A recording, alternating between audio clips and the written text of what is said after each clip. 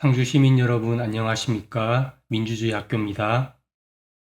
왜 민주주의 학교인가 궁금해하실 것 같습니다.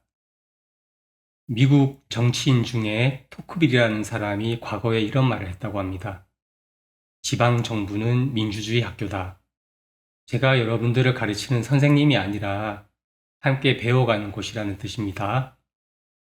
며칠 전에 우연히 청와대 시무식 영상을 보았습니다. 청와대 시무식 영상을 인터넷으로 볼 수 있는 세상이 되었습니다. 참 신기한 일이죠. 다 보지는 않고 1분만 보다가 꺼버렸는데 사실 재미가 없었습니다. 사람은 자신과 관련된 일이 아니면은 직접적으로 그러면은 정말 중요한 일 외에는 별로 관심을 못 가지죠. 예를 들면은 불법 계엄 정도 된다든가 그러면은 이제 관심을 가질 수밖에 없겠죠. 그 대통령이 중간에 이런 말을 했습니다. 돈이 막이다. 그 부분에 호기심이 생겨서 좀 오래 보았는데 대통령 말씀의 요지는 이런 뜻이었습니다. 모든 비리는 돈에서 시작한다. 그러니 돈을 조심해라. 공직자라면 돈을 마귀처럼 경계해야 한다. 그런 뜻이었습니다. 저는 아주 공감이 가더라고요. 솔직히 말해서 공무원도 먹고 살려고 종사하는 직업이지 누가 돈 안 주면 일합니까? 그 생계를 유지해야 되는데 그만두고 다른 일을 해야 되는 거죠. 그 특별한 사명감 때문에 일하는 공무원이 몇이나 될까요? 그냥 먹고 살려고 직업을 공무원으로 택했으니 이제 사명감을 가지고 일을 하는 거죠. 그래서 공직사회도 돈 때문에 비리가 생기고 부패합니다. 그러면 역으로 생각해서 부패와 비리를 막으려면은 무엇을 단속해야 할까요? 불법적 돈의 흐름이 생기지 않게 단속해야 합니다. 공직사회의 감사 시스템에 단속을 맡기면은 믿을만 할까요? 제가 경험한 바로는 절대 그렇지 않습니다. 단지 제 개인의 경험에 따른 생각일 뿐이지만 공직사회 감사 기능은 거의 마비 상태라고 생각해도 좋을 것 같습니다. 아니, 좋을 것 같은 게 아니라 제가 경험한 바로는 저의 경험에 국한해서는 그랬습니다. 이 부분의 사연에 대해서 얘기를 하자면 참 긴데 어쨌든 역사를 보면 나라가 망조에 들면 관직을 돈으로 사고 팔죠. 그리고 감사 기능도 소용이 없습니다. 돈으로 다 구워 삶아버립니다. 지금 대한민국은 어떤가요? 한번 잘 생각해 보시기 바랍니다. 도대체 어떤 사람들이 대통령에게 나라가 잘 굴러간다고 하는 겁니까? 아, 어쨌든 그런데 이렇게 생각할 수도 있습니다. 너무 공무원을 잠재적 범죄자로 의심하는 것 아니냐. 이런 비유는 어떨까요, 그러면은? 밤에 경찰차가 순찰을 돕니다. 그 목적은 범죄자를 잡기 위한 것보다는 범죄를 예방하는 것일 수도 있습니다. 그러면은 어디로 순찰을 해야 할까요? 사람들이 많은 곳, 범죄가 일어나기 쉬운 곳으로 순찰을 해야겠죠. 정보공개 청구도 마찬가지입니다. 불법적인 돈의 흐름이 생겨날 만한 곳에 순찰하듯 들여다봐야 합니다. 그러면은 불법을 예방할 수 있습니다. 자, 그러면은 오늘은 상주시 제2국민체육센터 공사와 관련해서 불법적 돈의 흐름이 생겨날 만한 곳을 한번 들여다보겠습니다. 제게 가장 눈에 띄는 부분은 바로 공사지책금입니다. 법에 따른 정확한 용어는 지연배상금입니다. 간단히 말해서 계약된 공사기간을 초과하게 되면 계약서에 명시한 비율만큼 배상금을 부과해야 합니다. 계약 금액이 수십억이면은 시공사 입장에서는 지연배상금이 꽤 부담스러울 수 있습니다. 지방자치단체와 업체가 계약을 할 때 어떤 내용으로 계약을 하는지 궁금하지 않으신가요? 나라에서는 지방계약법이라는 법령을 만들어 놨습니다. 그 법령에 따라서 계약을 하게 됩니다. 거기에 보면 지방자치단체 입찰 및 계약 집행 기준이라는 행정 규칙이 있습니다. 그게 바로 계약 내용입니다. 이 기준에 보면 공사나 용역 진행 등과 관련해서 아주 상세하게 설명해 놨습니다. 예를 들면 공사 중지를 할 때 어떻게 해야 하고, 설계 변경, 계약 변경은 어떻게 해야 하고, 계약 기간 내에 공사를 다 못하면은 어떤 식으로 배상해야 되는지 명시해 놨습니다. 지난 영상에서 다룬 국민신고 질의를 보면 당초 24년 10월 준공 예정이었는데 공사가 많이 지연되어서 올해 25년 5월에 준공이 되었다고 답변했습니다. 그리고 지체된 4, 5개월 분량만큼 공사 지체금을 시공업체에다가 부과했다고 합니다. 건축부분 공사 금액이 거의 100억인데 4, 5개월 지연 배상금을 계산하면은 그 액수가 작지 않습니다. 어쩌면은 손해보는 공사일 수도 있습니다. 보통 광국공사에서 공사기간을 넉넉하게 주는 경우는 잘 없습니다. 그러면은 공사기간이 모자랄 때 어떻게 하느냐. 여름에 비가 오면 공사를 못하죠. 그러면은 그 비 온 만큼의 날짜를 일기예보를 봐서 계산을 합니다. 그리고 그 비 온 날짜만큼 늘려줍니다. 그런데 그 비 온 날짜 며칠 가지고 안 되거든요. 그래서 편법을 쓰기도 합니다. 뭐 이런저런 핑계를 대서 공사 중지 명령을 내립니다. 그러면은 공사 중지 기간에 이제 시공사가 공사를 하는 거죠. 그리고 공무원은 그 기간을 모른 채 눈 감아줍니다. 불법인 거죠. 그러면은 그 공사 중지 기간에 공무원이 현장을 확인하고 지도하려고 갈 수 있을까요? 못 갑니다. 왜냐, 공사 중지 기간인데 공무원이 어떻게 거기 갑니까? 그러다가 사진이라도 찍히면 어떡하려고요?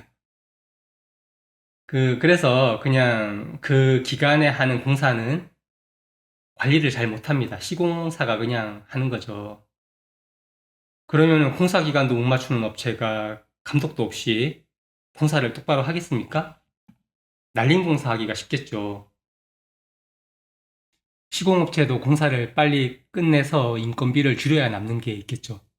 그러면은 뭐 아무도 와서 감독을 안 하는데 똑바로 하겠습니까? 상주시 제2국민센터가 그렇게 공사를 했다는 게 아니라 그런 편법도 있다는 겁니다. 이 편법에서 이득을 보는 쪽은 시공사입니다. 그러면은 공무원이 공짜로 그렇게 해줄까요? 서로 주고받는 게 있을 수도 있겠죠. 이런 부분에서 불법적 돈의 흐름이 생겨날 수도 있습니다. 그런데 어떤 공무원은 이렇게 일합니다. 매주 월요일에 지난주 공사 내역을 사진 찍어서 보고하라고 합니다. 그리고 이번 주 공사 계획을 작성해서 오라고 합니다. 그런데 시공사에 그렇게 지시할 때는 그 이유를 미리 알려줍니다. 나중에 공사 기간이 모자랄 수도 있는데 그때 매주 보고한 공사 진행 자료가 있으면은 합법적으로 공사 기간을 늘려줄 수도 있다. 그러니 귀찮게 생각하지 말고 그렇게 하라 이렇게 알려줍니다. 그러면 시공업체는 오히려 고마워하면서 매주 성의 있게 보고합니다. 그런데 이제 일을 똑바로 안 하는 다른 공무원들은 그걸 보고 갑질한다고 비난을 하죠. 참 웃기는 일입니다. 시공사는 담당 공무원에게 고마워하는데 뭐 동료 공무원들은 그걸 가지고 비난을 하고 참 웃기는 일이죠. 그렇게 매주 보고를 하게끔 하는 공무원은 시공업체에게 그렇게 말합니다. 그 공사기가 모자르면은 늘려줄 테니까 날림 공사하지 말고 똑바로 하라고. 그게 더 중요하다고. 그렇게 얘기해주면은 그 시공업체도 알아듣고 공사를 똑바로 잘합니다. 사설이 좀 길었습니다. 본론으로 들어가겠습니다. 첫 번째, 국민신문고에서 답변한 공사 지체금 내용과 회계과에서 정보 공개한 자료의 내용이 서로 맞지 않습니다. 국민신문고 답변은 4, 5개월 분량의 공사 지체금을 부과했다고 하는데 회계과 정보 공개 자료에는 작년 11월 1개월 분량만 부과했습니다. 이 부분에 대해서 다시 정보 공개 청구하고 국민신문고 질의했습니다. 두 번째, 계약된 시공업체는 두 곳입니다. 그런데 한 곳에만 부과됐습니다. 이 부분도 이상합니다. 역시 정보공개 청구하고 국민신문고 질의했습니다. 세 번째, 공사 기간이 모자르면 앞에서 설명한 내용처럼 어떤 편법을 부릴 수도 있는데 국민신문고 답변은 4, 5개월 정도 공사시 재금을 부과했다고 합니다. 그래서 공사 중지 기간이 얼마나 되는지 정보공개 청구하고 국민신문고 질의했습니다. 답변이 완료되면 확인해 봐야 이제 진실이 뭔지 알 수 있겠죠. 어쩌면은 아무 이상이 없을 수도 있습니다. 그런데 지금 이렇게 하는 것은 의심을 하는 게 아니라 불법적인 돈의 흐름이 생겨나지 않게 순찰하듯 점검하는 것이죠. 그 앞에 말한 미국 정치인 그 사람이 이런 얘기도 했습니다. 모든 시민은 자신의 수준에 맞는 정부를 가지게 된다.